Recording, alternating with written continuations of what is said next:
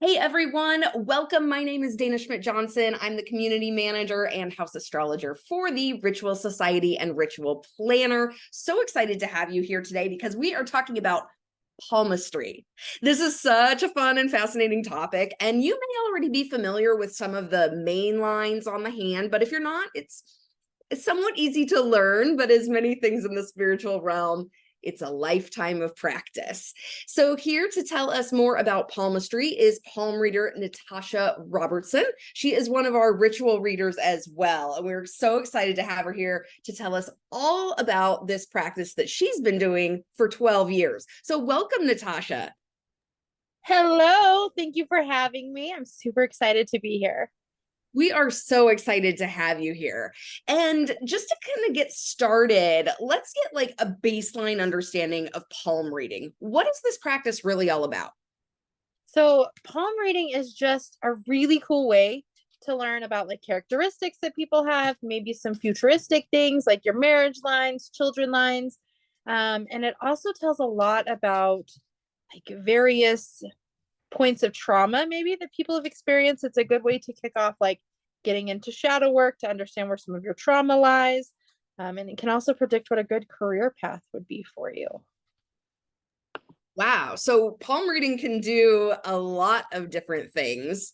Can you read your own palm, or do you really need to go to a practitioner like yourself who's going to give a deep dive? For I can read myself, but I think for a lot of people, if you don't really understand fully the lines, because certain lines will cross over each other and that means one thing, and then scars mean something different. If you're not fully competent, I guess, and like the palm is a good way to put that, I would definitely go see somebody to read your palm. Okay, so we're not gonna start for ourselves, although I'm sure you have plenty of tips to getting this practice started. Yeah. With your readings themselves, every practitioner kind of has their own way of reading. So tell us a little bit about your own style. So when I read palms, I don't always typically stick to just the main lines in your hand, or sometimes I don't even follow the right lines. Like, they all tell me different things. For me, I channel into spirit. So I will get into a meditative state. What I do is I imagine I'm an egg and I crack it. And then that's my ego shedding. And so then I'm able to vibrate higher. And then I call upon your spirit team, my spirit team, anyone in divine light that has anything to say. And in a palm, I'll start to see words that pop up. They look like little gold, I don't know, almost like old fashioned American typewriter kind of font, and it'll appear on the hand. Um, and then I just look for a lot of the lines that I'm traditionally trained and know. What a fascinating process. And I remember when we met at the Mind Body Spirit Expo, you told us this story about a client whose palm had changed over time, and this kind of blew my mind. And I don't know if I'm remembering the story correctly, something about she had children lines but didn't want children, and like the next time you saw her they were like gone. And I've always thought of handprints as being more like fingerprints, like you only have one, but that does not seem to be the case. So do these lines change? They do. They absolutely change. Just depending on where you're at. Sometimes even hydration will change lines that'll make more, like some of them appear brighter. The dryness of your hand is also another indication for me when I'm doing palm readings. So there's a lot that actually goes into it, not just like it's not ever just set in stone. Every line in your hand can change. When you work on trauma, like there's a lot of these lines back here, these will actually shift and shape if you've been through a lot of traumatic experiences. So, yeah. So the process of the hand is always just kind of shifting and changing, and Yep. so regular palm readings sound like they're kind of necessary just to process what you maybe have been going through. Absolutely. I always recommend that people come like once a year or so, maybe even every 6 months if you have a lot of changes happening. Because in a palm reading, we can kind of see the course of where, so your palm tells you where your energy is currently, one hand does, and then the other hand tells you where a lot of past influences are coming from. And so when we combine the two of them, we can really get a good look at, based upon the timeline or the energy pattern that you're in today, this is where you may end up. So if you want to shift something, let's work on this area that, like, in your hand, it'll tell me what area you probably need to work on the most because it'll intersect. So say somebody has really bad depression, that'll appear in their hand as these little lines. And we'll discuss it, especially when it starts to run into other things, or like if they've naturally been born with an M in their hand. And it starts to, those depression lines start to encroach on that M. It'll tell me like, you're about to lose your ability to really intuitively perceive the world. And so then we can kind of navigate and go from there. It's just a really good tool, kind of like tarot is, but a little different. Yeah, definitely. How did you even get started in reading palms and palmistry? It just seems like, we've all seen books and read things, but you're an actual reader for quite a long time. How did you get into it? So, 12 years ago now, I was teaching an MSHA class. And I mean, I had seen at that point 4 psychiatrists because I thought something was wrong with me. I got sober finally. And I just thought there was something batshit crazy happening upstairs. And so I went and saw these people and I was like, something is wrong. I can hear voices. I don't know what this is, but please help me. I think it's schizophrenia. And so then after 4 different people telling me it like doesn't meet the criteria for schizophrenia, I was teaching MSHA, trying to just live my normal life. And I had a gal walk in and she goes, wow, you're a medium. And I was like, she used a choice word. We won't say it here, but she's like, you're a medium. And I was like, okay, what is that? Ended up going to lunch with her at her house. And she read my palm and she goes, the same technique I used today, she did on me in that moment. Her grandmother had been this long time like gypsy lady. I can't even remember. She was like from China or like somewhere over there, and like had her entire lineage. This was like a passed down technique. And she goes, now I want you to do the same. And I said, okay. So I grabbed her hand. She told me to crack my egg, how to do it, how to get into it. I'm reading her hands, and I pulled some of the craziest shit out of this person that I had literally met like 4 hours before. And ever since then, it's just something that I'm able to naturally bring up all the time. Yeah. It's wild. That is wild. Such a cool story and such a cool start. And now look at you. What do you love about doing this? What keeps you going? I think my favorite piece is, I don't even know, like I am honestly so obsessed with palms. If I was an artist, I would totally draw hands all day. But I think my favorite part is just the different clientele. Like sometimes it's the mind-blowingness thing that happens for people when they're like, what the fuck? How did you know that about me? I'm like, it's in your hand. I don't know. It's just where it kind of almost like science meets pseudoscience. It's like a middle connection for me. I'm very scientifically minded, and so that is a huge piece. Yeah, it is. I mean, it's science. It's an actual hand. So it makes a lot of sense. And as you're talking about the lines changing and shifting, that makes sense then that you would be able to really dive in and read those. So what's the benefit of reading your palm or getting a palm reading?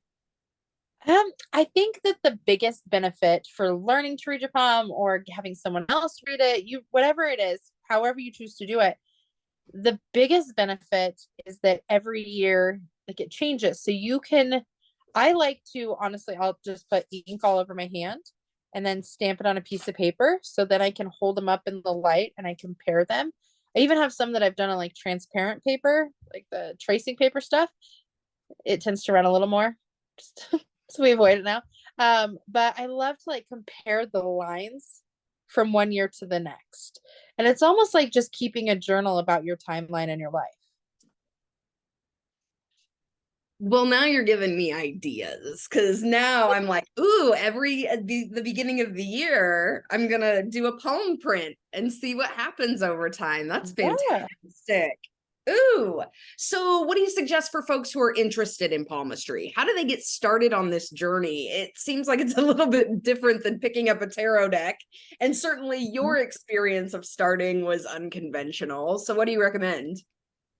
Well, first, I would definitely say go to somebody who can teach you how to do palm reading. That is a huge thing. You can pick up a book all day, but unless you sit with somebody who authentically does it, you're gonna miss out on the piece of intuition. You can be very intuitive and then try to read palm and still just not make the connection, because the intuition that I use, like when I'm doing a tarot reading, is actually really different than the energy that I'm reading when I read a palm. I go with a palm, it's almost like I take a step inside someone's soul, where when I'm doing a tarot reading, it's more like I'm reading the aura field of their life. And so understanding how to make the different connections, it's just like if you're trying to channel spirit, you call it in a different way, you get into it a different way. Every modality has its own energy source. Kind of like when you open the Akashic records, there's a whole way that you open it to get in there. Each thing you do is so different that palm reading is the same way. So it's best to go to somebody who has experience and can actually guide you through it, versus just picking up a book. Or I think I saw on Udemy, is it Udemy? UD, that thing, whatever it is. Udemy? Yeah, I don't know either. Yeah, one of those.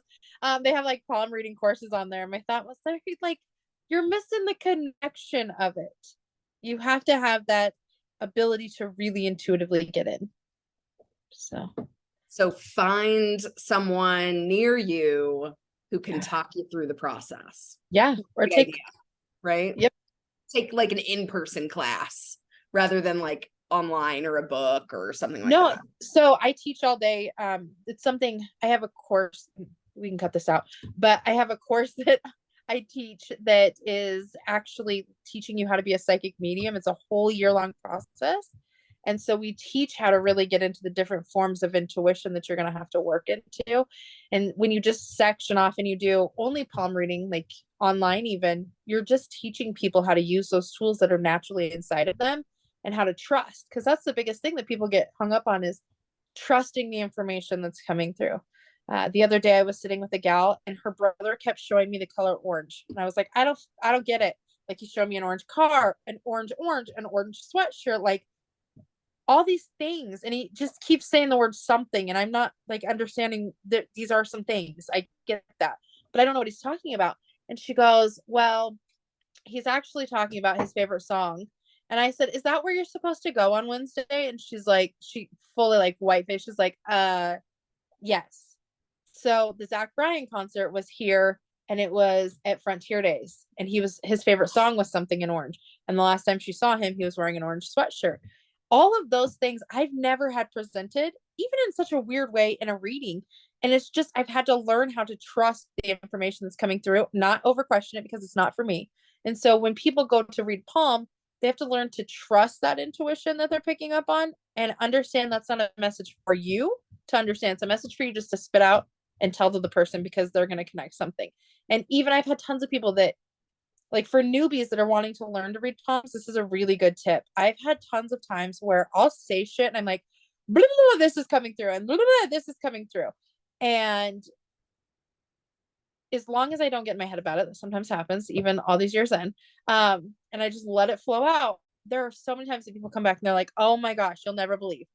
Like, one of my first readings that it happened, I panicked. I was like, there's a balloon and a bear and flowers. And she's like, my man didn't do anything for Valentine's Day. It was actually a sore spot. And I was like, I'm so sorry. Okay. Because this is like in early March. And I was like, I don't know what to tell you. Well, then she sends me a picture 3 days later of the exact thing I had described to her, like down to the dots on the balloon that was a heart shape. And her boyfriend sent them to her while she was at work, because he doesn't believe in Valentine's Day.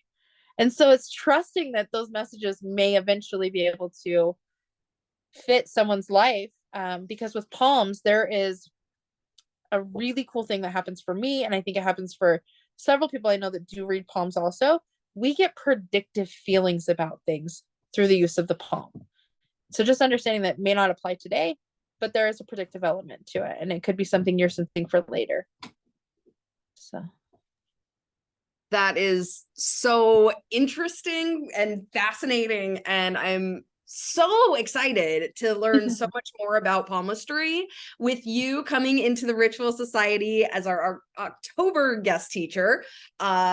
I mean, what a perfect topic for the witchy month, right? Of October.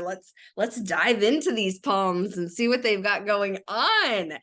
But in the meantime, where can people find you and more about your classes? So I am in the middle of revamping my website, but it will be Harmony and Luna when it's all said and done. Or there's going to be links on natasharobertson.com. That was so fancy. I got my own name. Woo! I was excited. So you can find me there. I'm on social media, Natasha Robertson Psychic Medium.